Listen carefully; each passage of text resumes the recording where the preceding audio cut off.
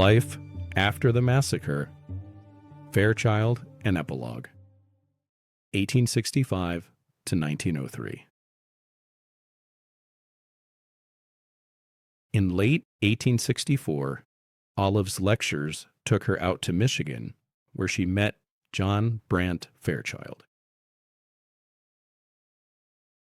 Fairchild. John Brant Fairchild was born in 1830, making him 7 years her senior. From the age of 19, Fairchild had crossed the western frontier several times, driving cattle to Texas and New Mexico, and gold miners to California. He was good at this work and seemed to have found some financial success in it. Fairchild knew how difficult life was on the frontier, which included the loss of his brother during an Apache raid on one of those western runs. Having been out west during the 1850s, it seems like a safe bet that Fairchild had at least heard of the Oatman Massacre and the news of Olive's return. Olive was introduced to Fairchild in 1864 after one of her lectures near his home in Michigan. After inviting her to come back and visit the following summer, the two were married in November 1865 in New York. Olive was 28, Fairchild 35. Olive would write to her Aunt Sarah, who had been almost another mother to her these last 10 years, about Fairchild, her engagement, and how these were the happiest times of her life. These letters are worth reading, as they are very sweet and give a glimpse of Olive, the actual person, in her own honest words. Over the next several years, Fairchild's business interests took the couple to many places, with them finally settling down in Sherman, Texas, today about an hour north of Dallas. By all accounts, they had a happy life together, fitting the mold of the day where Olive was a housewife of a successful man about town. It seems that Fairchild was particularly sensitive to, or protective of, Olive's famous past. He bought up all the copies of the Stratton book he could find, just to destroy them. And he didn't allow Olive's captivity to be a topic of conversation either. We don't have many specifics, so it's unclear if he was doing this for himself or on behalf of Olive, who may have wanted to put the public life fully behind her. By most standards, Olive lived a comfortable, stable, and caring life. However, there were somewhat regular instances of physical distress, probably a result of what today we'd see as post-traumatic stress. Olive had headaches and troubles with her eyes that were severe enough for her to be confined to a bed for weeks at a time. At least once, Fairchild took Olive to a treatment center for help with these issues. To add insult to injury, literally, rumors of Olive going mad, of even dying in an insane asylum, arose then and continue to this day. It seems that when a famous lady occasionally becomes a sad lady, even a sick lady, then she automatically becomes a crazy lady. If Olive knew about these rumors then, it couldn't have been easy. From the time she was barely out of her teens, she was a topic of conversation. And that conversation, even when sympathetic, included a whole lot of judgment. Whether by confronting it directly or ignoring it entirely, it was something that she had to learn to live with. On a happier note, 8 years into her marriage to Fairchild, in 1873, the couple adopted a 3-week-old baby, naming her Mary Elizabeth, combining the names of each of their mothers.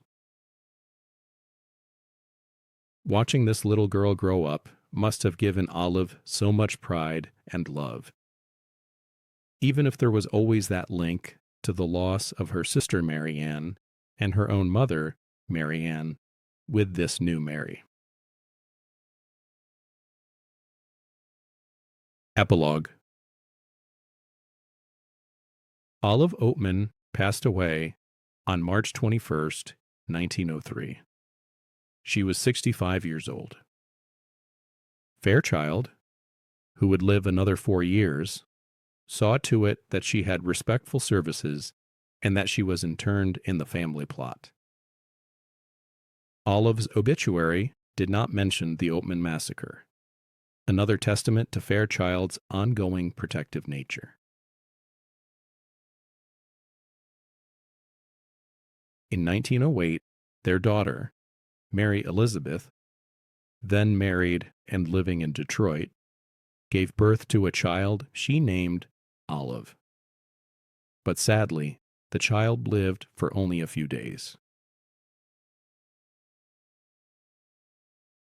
In Olive's lectures, she mentions a town on the Colorado River, Olivia, being named for her.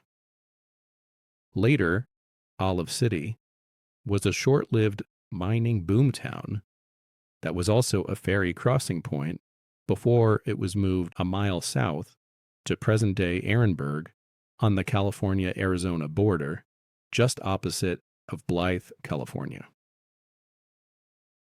Maybe Olive had an inkling that her story would live on long after she did. In addition to Olive City, Oatman Flat Station, and Oatman Mountain, you can find the little town of Oatman, Arizona, due west of Fort Mojave. It's between Needles and Kingman on the scenic stretch of Route 66 called the Oatman Highway. When we visited, it was a town with more burros than people, but there was an Oatman restaurant and saloon. Olive lived through the books, newspaper articles, and even stage plays, so maybe she wouldn't be too surprised that her legacy continues to this day, over 120 years after her death. Here's a short list of Olive in popular culture. In the 1930s, Stratton's Captivity of the Oatman Girls would be back in print and is still available today. Here in Phoenix, our library system has a copy you can check out. In the 1956 movie The Searchers, John Wayne plays an aging Civil War vet who spends years looking for his niece, played by Natalie Wood, who was kidnapped by Comanche Indians. With modern eyes, it can come off as a little silly and more than a little racist, reflecting the times it was made. But it is a critical piece of film history, revered by the likes of Spielberg, Scorsese, and Tarantino, to name a few. Visually, the film is stunning. Even 80 years later, it's clear why it was so influential in film, but also in how we envision the American West. In the 1960s, future President Ronald Reagan was on the TV show Death Valley Days. where he plays an overly heroic version of Martin Burke, the commander of Fort Yuma, and partners with a very unflattering Lorenzo-like character to rescue Olive from the Mojave. I dare say this doesn't age well either, but you can watch it on YouTube and see for yourself. Season 14, Episode 3. Fun fact: Reagan returns in Episode 8 of that season to play Arizona founding father Charles Poston in A City is Born. In the early 1980s, Elmore Leonard, who wrote 3:10 to Yuma and other Western stories, wrote The Tonto Woman, a short 10-pager that includes a no-nonsense character with an Olive-like backstory of living amongst the Mojave and returning to a white world with that iconic tattoo.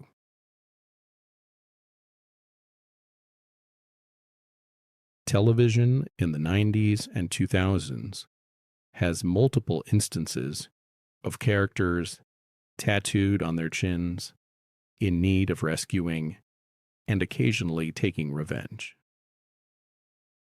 Most notably, the Ava character on the show Hell on Wheels, about the construction of the first transcontinental railroad, is a character that borrows Olive's chin tattoo and Indian captivity backstory. Most of the fictionalized versions of Olive's story reflect the times in which they were created and their intended audiences more than Olive, the actual person. While we've tried to stay as close to the truth as possible for this In Situ Museum, maybe we too have fallen into this trap. We did our best, but that'll be for you to decide. Other characters of note. Lorenzo. Lorenzo would eventually pull out of the lecture circuit and try to build a life. He stayed with his Uncle Asa and Aunt Sarah for a time in Illinois, working the farm to earn his keep. He would soon marry one Edna Canfield, who lived on a farm nearby. They would have some difficulties finding their footing in Minnesota and Montana ranching, and eventually as hoteliers in Nebraska. No stranger to tragedy, only one of their 4 sons survived childhood: Royal Fairchild Oatman, named after the preacher and the ghostwriter of the Captivity book, just as Lorenzo himself was named after the preacher Lorenzo Dow by his father, Royce. Lorenzo Oatman passed away in 1901, 2 years before Olive, at age 65. Royal B. Stratton. I was not that easy on Stratton. Having read about his later life, I do feel a bit bad judging him like I did. He may have been an opportunist, but he also had a rough ride. Separated from Olive long before her wedding to Fairchild in 1865, Stratton returned to the preaching circuit, but some controversial allegations, plus the suicide of his 21-year-old son, exacerbated some ongoing emotional difficulties that led to his resignation. He would later spend at least a year in an insane asylum. Royal B. Stratton died in 1875 at age 48. The Mojave. There's not enough time or space for a complete rundown on the Mojave, but I, for one, will be taking a deep dive into this history.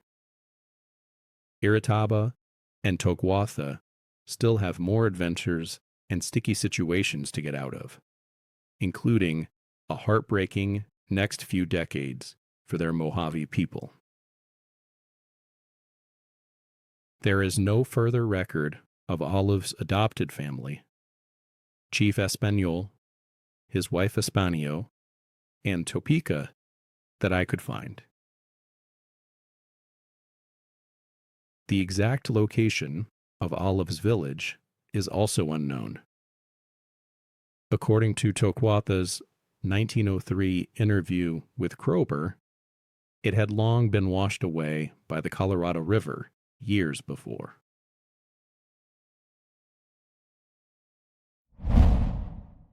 In Situ Museum. Now that we have a better understanding of Olive Oatman and her story, it's time to go see for yourselves where the legend began. Stand in the exact place where the Oatmans spent their last moments on the cliffs above the Gila River on February 18th, 1851. Walk the trail that they and so many thousands of pioneers did in search of a better life. See where 14-year-old Lorenzo woke up at the bottom of the cliffs a day after the massacre. Bloodied, concussed, and all alone. See what Lorenzo saw when he decided he wasn't going to quit. In the description to this video, you'll find a link to a free mobile app. It is on this mobile app that you will find the in situ portion of the Resilient Olive Oatman experience. The Resilient Olive Oatman will appear as a tour on this mobile app.